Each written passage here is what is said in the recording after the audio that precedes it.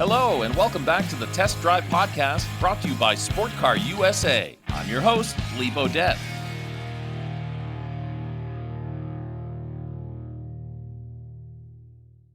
Well, hi, everybody, and welcome to our Test Drive Podcast number 43. I'm Lee Bodette, your host. I've been a radio broadcaster for over 40 years. I host a series called Test Drive on the YouTube channel. I'm the front man and host of Sport Car USA and a car enthusiast my entire life. My co-host, as always, is Scott Nickerson from Sport Car USA. How's it going, Lee? It's going great. It's going great. We're excited to have another podcast here, and we want to welcome to the podcast Simon Kribstock. Simon is a member of the Sports Car Club of Vermont and a whole lot more. Simon, welcome to our podcast. Hey, how's it going? It's going great. Give us a little bit of background information on who Simon Kribstock is. Oh, man. Go back as far as you want. Yeah, so, I'm a native Vermonter. Grew up here in a little town in Randolph in Vermont. Okay. Yeah, big motorsport enthusiast myself. Grew up on dirt bikes and snowmobiles. And eventually got my driver's license and moved on to cars, and went to school for automotive. My plan was, or the goal was, to get a job at Vermont Sports Car, which I am currently employed. So you did it. Yeah. Dream accomplished. Made it. Yeah, I was a big fan of Travis Pastrana growing up, being a dirt bike guy. And when he started racing rally cars, did a little background, some research on him, and found out the cars were built right here in Vermont. So I worked my way, made a plan to get my job here at Vermont Sports Car. But along the way, I joined the Air National Guard. I've been a crew chief there for 12 years this August. So working on F-16s, then we transitioned to F-35s. So what does that consist of day to day as like a crew chief? What does that entail? So we do all the major maintenance and servicing and inspections. We also launch and recover the jets. So we help get the pilots into the aircraft, and we facilitate them getting out into the air, and then when they land, we take control of the aircraft and do all of our inspections and servicing. Have you ever had a ride in an F-16 or F-35? Oh man, I wish I could say yes. And the worst part is, my jet was the only two-seater back in the day, and everyone else got a ride except me. Darn. Of course, I was young in my career, so. Yeah. Well, first of all, thank you for your service. We certainly do appreciate you serving this great country of ours. And you mentioned Sport Car, Vermont Sports Car. People are watching this podcast all over the country. What is Vermont Sports Car? Oh, yeah. So Vermont Sports Car, we are technical partners with Subaru of America, and we build all of the Subaru rally cars, the factory-sponsored rally cars. So Rally America, or it used to be Rally America, now it's ARA. We compete in the national events for them, and we build, support, we design, engineer, we do everything for those cars, yeah.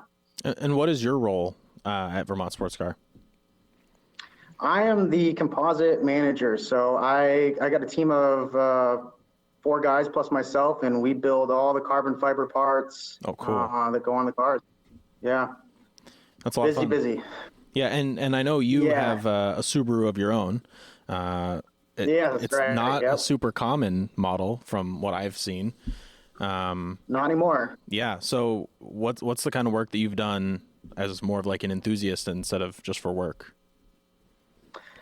Yeah, so, I've had that car since 2009 now, and, it's gone through so many changes. So it's a 95 Impreza, 2-door. Obviously, don't make it anymore, and they are pretty rare. Being a Subaru, everyone drove them in the northern states, so a lot of them are rusted out. The ones that were daily driven. But I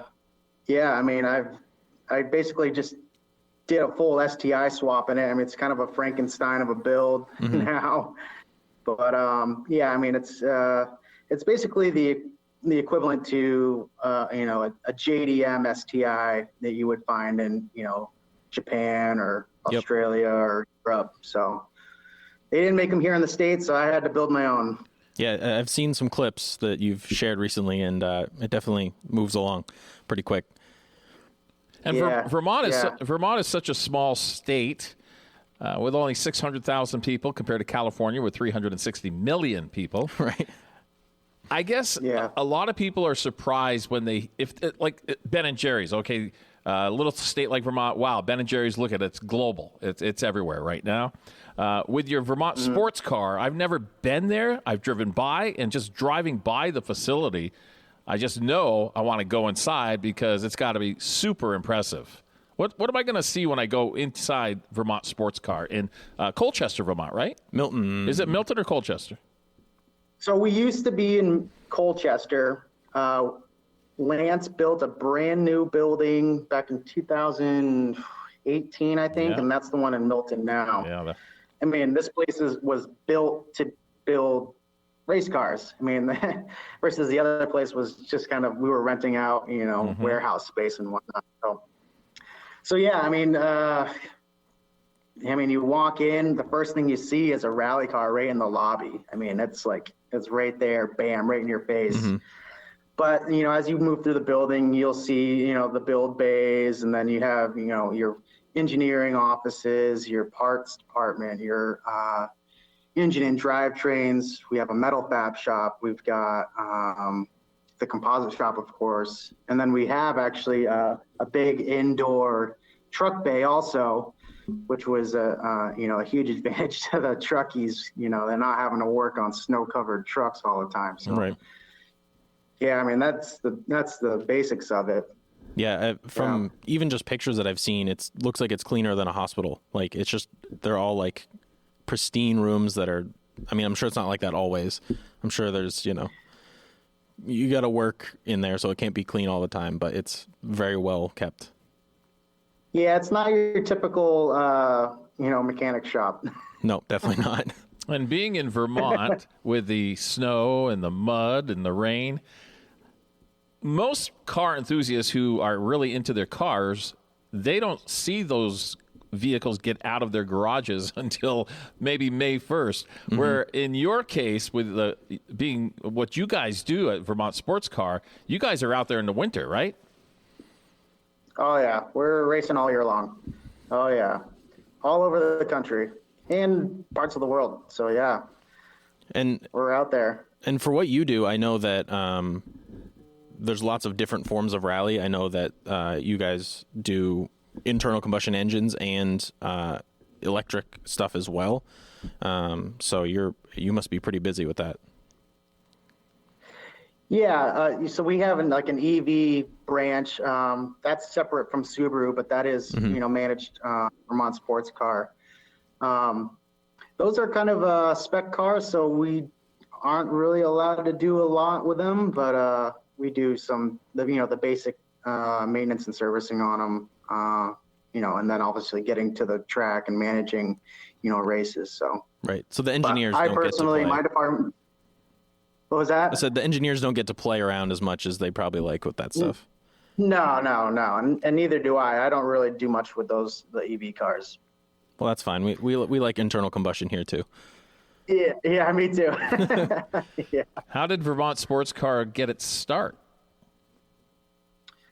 Oh man, so Vermont Sports Car was founded back in 1988, and I think back in the day they were kind of doing restorations on classic cars. I think the first day, my first time touring the place, they had I want to say it was like a Plymouth Cuda or something they were doing a restoration on, And, they just built their reputation around doing, high quality restorations. That's interesting how much it's evolved into kind of, they've become like this very niche market where they've kind of cornered one aspect of the car industry. Yeah. So they quickly kind of moved into the rally world. I think there was some guys with some money that wanted to go play, and they were in a position to kind of support these rally teams, and then that just took off, and then eventually they secured a contract with Subaru, and I think right around that time, I think ProDrive was kind of getting out of the game over in Europe, and Subaru didn't really have any cars in the rally world, so they were trying out the United States, which back then rally was very small, and still relatively small compared to NASCAR. So right, we're constantly trying to grow it, and we've come a long way, I think. Yeah, and obviously you're very busy with your full-time job, and the National Guard, the Air Guard, and all that stuff. But you also do some stuff extracurricular where you're a pretty important guy. Tell us about the club, the group you run. Yeah, so Sports Car Club of Vermont. We're just a tiny little car club. We do autocrosses and hill climbs is a big one. Ice time trials, which I'm a big fan of, and just recently started doing some winter / rallycross type events. I've been driving with them since 2006. Oh, wow. When I went to college at Vermont Technical College, and they used to have events in our parking lot, and I was like, what's going on here? Like, I want in on this. And that's when it all started, all those years ago. So since then, I kind of evolved into like a board member. I've been a board member on and off, and now I'm just kind of an advisor for the club. And it's great. It's a great outlet for kind of grassroots motorsports in Vermont. What's the age group that participate in your Vermont Sports Car Club? So this is funny. It's kind of been a recent conversation. Typically 16 years old. If you have a driver's license, you can come and compete with us. Events like ice time trials, where we're out on a lake, which is technically a highway in Vermont. Oh, really? You have to have a driver's license, right? But if we're on a closed track like Canaan, I think you can get away with. I think it's 12 years old, with a with a parental waiver. You can get started pretty early. Some people that are watching right now, they have no idea that you can actually drive a car on a lake, frozen, of course. Yeah. Yeah. Hopefully. Yeah, and I was seeing some of the pictures of the studs that are on those tires, and they're huge. It's kind of crazy. You need it, but. Yeah, there's not too many of us. I think there's, 5 or 6 of us that have what we call super studs. And most people are just on like a street studded winter tire. Some people we even have a class for unstudded tires. So we get a little bit of everybody out there. But the super studs are really fun to watch and even more fun to drive. Yeah, and from what I've seen, like pictures in the group is like you can bring pretty much anything. People are bringing kind of like daily drivers and just going out and having fun. I think that's what's great about it is like you don't have to spend a bunch of money on souping up something crazy. You just go try and beat your own times or just go for fun. Yeah, it's super low risk. You're not driving wheel to wheel with people.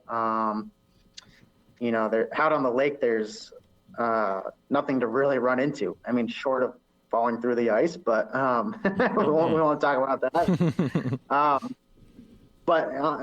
There's also the cost of autocross and ice racing is very cheap compared to a track day or a high performance driving event. So I think that's the appeal for people is, for $40, you can come, drive and have a lot of fun. What do you have to do to do you have to reserve a certain section of the lake, or can you just how does that work? Yeah, it's kind of interesting. Excuse me. So on Lake Elmore, in particular, there's a couple different areas we try to avoid. You got your ice fishermen, and they kind of stay to a certain area, and then sometimes there's snowmobile drag racing out there, so we try to leave them a certain part of the lake. And over the years, we've kind of just developed, an area, I guess, that we always hold our events in. Mm-hmm. There's a couple neighbors that aren't exactly excited to have us, but most people are okay. And, if there's ever an issue, usually it's not too much. The lake is big enough. Right. And honestly, we usually try to get out on Mallett's Bay, which is huge, and it's never an issue out there. This year wasn't a great winter, so, Lake Elmore's big, but Mallett's Bay is massive. Right. It's a lot more water to freeze to make it safe, especially with, how warm this year was. Yeah, it's you can literally drive for miles out on Mallett's Bay and you're not bothering anybody. Mm-hmm. I know you've heard the expression, no ice is safe ice. What is safe ice to you? How thick does it have to be? Oh man, well, it's kind of it's a little more complicated than that, right? So you have your what we call black ice and white ice. Black ice is it's actually clear. That's your strongest type of ice. You need about 12 inches to drive out on the lake for a small car. For a truck, we want a little bit more. I won't drive my truck and trailer with my race car out there unless there's 18 inches. It's just, that is not a risk I want to take. No, not worth it. No. Yeah, they won't cover that, will they? No. But Lake Elmore had, I think we had about 10 inches of black ice with 6 inches on top. So that was enough to get, a big plow truck out there, and everybody felt safe enough to drive out there and have fun. Yeah, and I also grew up in central Vermont, a town over from Randolph, actually. And I noticed you do a lot of stuff with the Diamond Run Mall, which holds a lot of nostalgia for me growing up in the area. So how did that come about, that you kind of made use of a space that had kind of died? Yeah, so we don't have a lot of venues in Vermont to drive in, and typically autocrosses are held in big parking lots, right? And we used to go to Vermont Technical College. We kind of outgrew their lot. We used to have Stowe, which was a very nice lot, but some of the locals didn't like the noise, and of course Stowe has to cater to their customers. We weren't really a big customer for them. Mm-hmm. So we kind of ran out of venues, and we had to go out looking for places that were willing to take us in. And the Diamond Run Mall just happened to be one of those places. Yeah. That's cool. Making use of it somehow. Yeah, well, it's not exactly producing a lot of money, business-wise, but I think they're willing to take what they us, can. Yeah. We're talking with Simon Kribstock. He is a member of Sports Car Club, of Vermont Sports Car Club, and of course he also works at the Vermont Sports Car, right?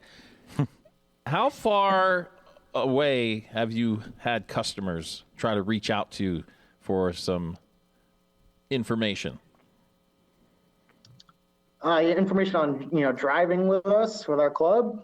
Yeah, I think we've had people coming up from New Jersey. Particularly, I think that's probably the furthest. That might be an extreme, but definitely people coming up from Massachusetts, Connecticut, over from Maine.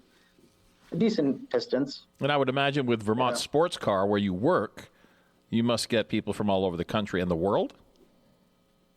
Oh yeah. I mean, we've got engineers over in Europe. A couple of guys, just recently moved from California.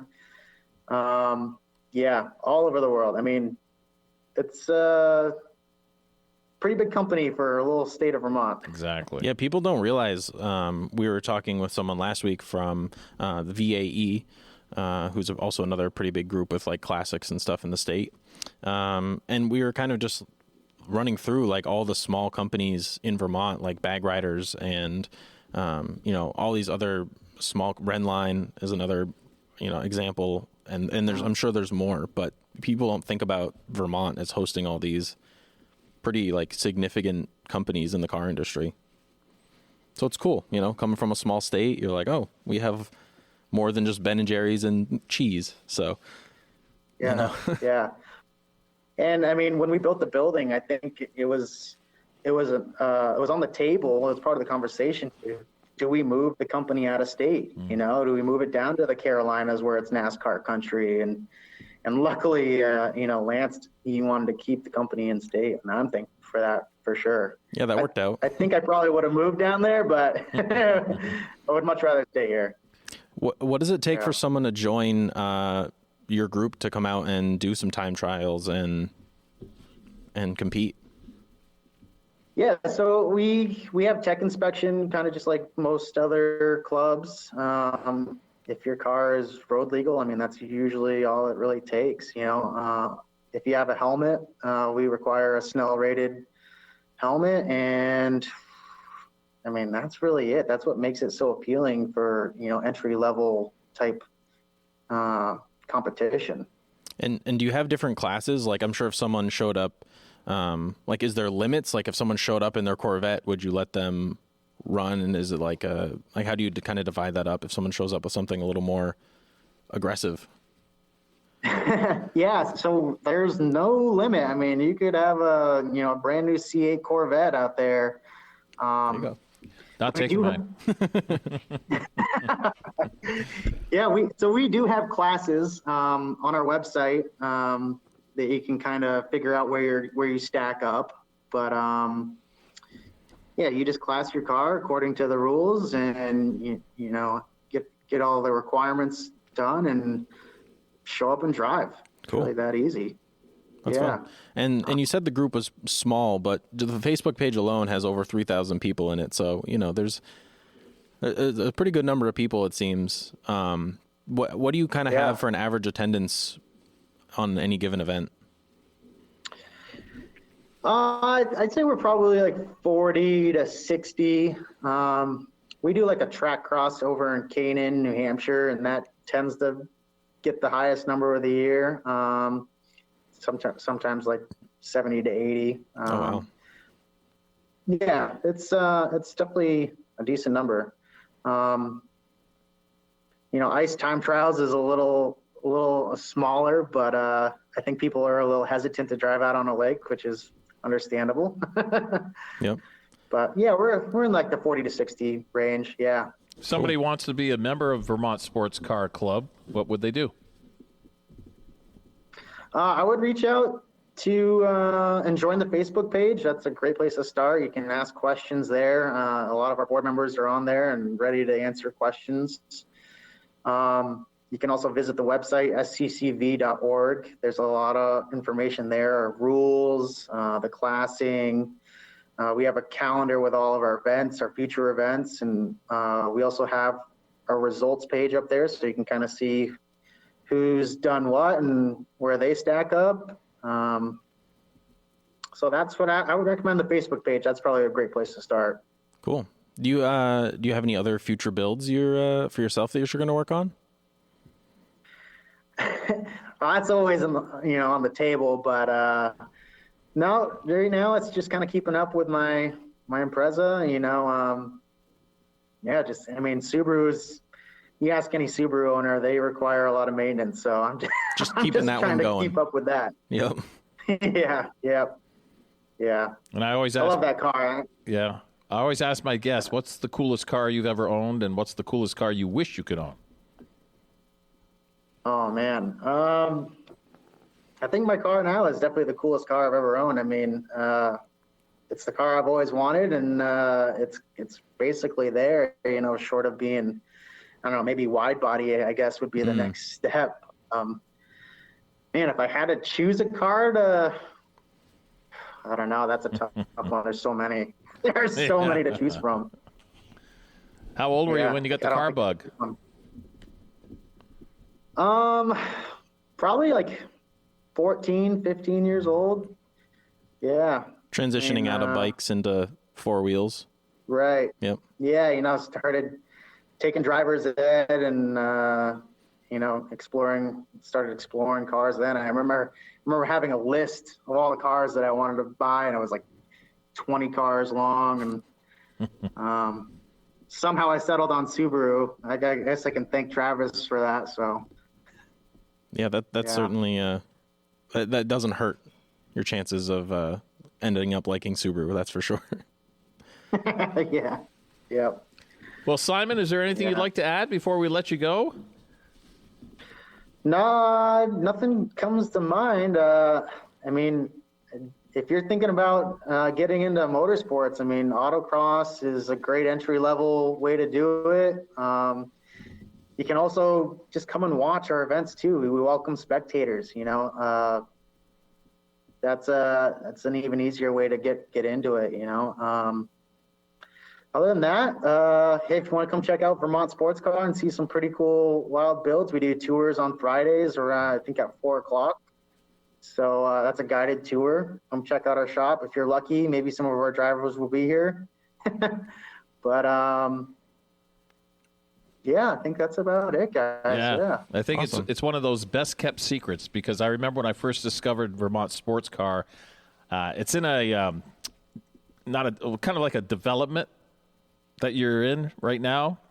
It's like an industrial park. Yeah, sure. And I just remember coming upon it, it's like, what is that? That looks like a really cool building. And then I see the Subaru, and it's like, whoa, baby, I got to go in there someday. It's tucked away nice, So we will definitely get that tour. Yeah, we'll have to come down our and check it bucket out. list. Yep. Yes. Yeah, probably should. Simon, thanks so much for being with us. We really do appreciate it. Our podcast will come out today at 4:00, and you be the star. Cool. Good talking to you guys. All right. Thank you very much. Simon Kribstock from the Vermont Sports Car, and he's also one of the main guys at the Sports Car Club of Vermont. So thank you again for being with us. Scott Nicholson, we thank you. I want to thank everybody for listening to our podcast number 43. I'm Lee Bodette, your host. And be sure to check out our test drive series on the YouTube channel, and we'll see you next time on our podcast right here on YouTube. And remember, let's never forget the men and women serving this great country of ours. Goodbye, everybody.